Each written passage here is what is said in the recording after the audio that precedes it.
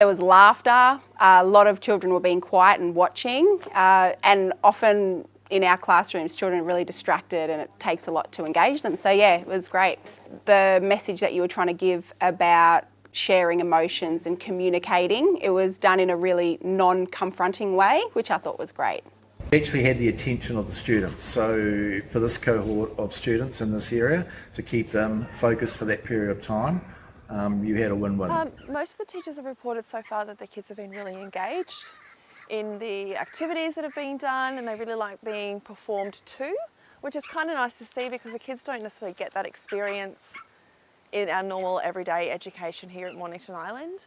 And I got some great reports from the high school teachers yesterday saying that there were more kids actually involved and paying attention than what they normally do in class time. So that just shows how amazing the arts as a tool can be, to help kids talk about things or, discuss things. Really brilliant to see our students engage with the actors and start to investigate different situations they might find themselves in, such as peer pressure or tricky home situations, and work through different actions they can take to help improve the end result. It was really fun and engaging. We watched the students go from being shy to really engaged.